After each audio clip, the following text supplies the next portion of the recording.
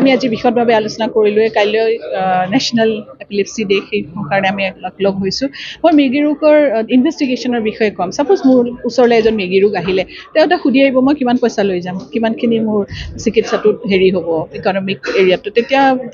মই এনেকৈ ক'ব লাগিব যে আপুনি এখন EEG কৰিব লাগিব EEG আৰু এখন মিনিমাম এখন চিটি স্কেন আৰু এখন MRI কিন্তু প্ৰথম অৱস্থাতে আমি এখন MRI দি নিদিওঁ প্ৰথমতে এখন EEG আৰু চিটি স্কেন কৰি আমি চাওঁ EEGখনে বহুতখিনি আনচাৰ দিব পাৰে ধৰক 80% কেছত ডায়েগনচিছত diagnosis test for epilepsy is EEG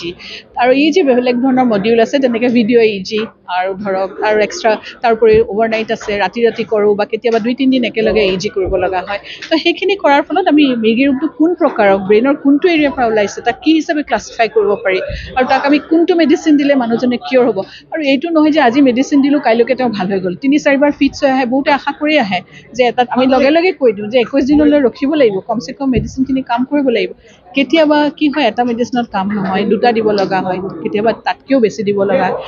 সেইখিনি মানে এইখিনি মিলাওঁতে অলপ টাইম লাগে আৰু তাৰ কাৰণে পেচেণ্টৰ আৰু তেওঁৰ কেয়াৰ গিভাৰৰ আৰু আমাৰ তিনিওজনৰে সহযোগিতা দৰকাৰ এইটো এটা টাইম কনজিউমিং ছাবজেক্ট আমি মানুহজনক সময় দিব লাগিব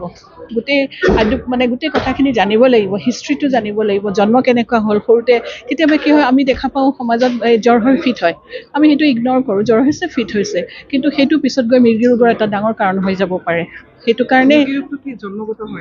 খুব কম সংখ্যকতহে জন্মগত হয় কিন্তু বহুত সংখ্যক সমাজত দেখা যায় যে নকয় লুকুৱাই কাৰণ জন্মগত বুলি ভাবে 1-3% কিন্তু মই বাকী কজখিনি অথনি ক'লোৱেই এনেকৈ হেড ইঞ্জুৰি ধৰক সৰুতে দুখ পালে হ'ব পাৰে বাচ্ছা অৱস্থাত দুখ পালে হ'ব পাৰে ষ্ট্ৰ'ক টিউমাৰ যিকোনো কাৰণতে মৃগী ৰোগ হ'ব পাৰে গতিকে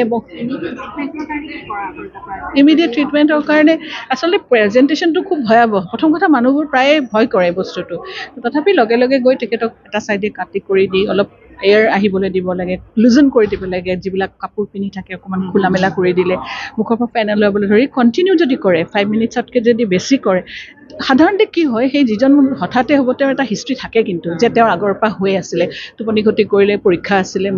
ড্ৰিংকছ কৰিলে তেনেকুৱা ধৰণৰ হ'ল আৰু তেওঁলোকক আমি কি কৰোঁ এটা স্প্ৰে এটা দিওঁ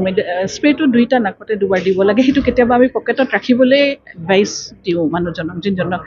মানে সেইটো ৰোগ থাকে যদি প্ৰথম অৱস্থাত হৈছে কোনেও গম নাপায় ইমিডিয়েটলি হস্পিটেলাইজেশ্যন কৰাটো খুব জৰুৰী ঘৰুৱা পদ্ধতি সেইটোৱেই যে তেওঁ আৰু মুখতে এই যে চামুচ কাপোৰ এইবোৰ সোমাব নালাগে যেনেকৈ মই ক'লোঁ এইটো নিজে নিজে উপশম ঘটে উপায় নাই এইটো মানে চেল্ফ কণ্ট্ৰল বস্তুবিলাক নাইকিয়া হৈ যায় কিছু দেৰিৰ পিছত নাইকিয়া কিছুমানে কয় জোতা সোঙালে হয় কিন্তু বাই দ্য টাইম তেওঁ এইবিলাক কৰে তেওঁ নিজে নিজেই বন্ধ সেইটো ট্ৰিটমেণ্ট নহয় আচলতে মানুহে উলিয়াই লৈছে আৰু কিবা নিজৰ ববীয়াকৈ তেনেকৈ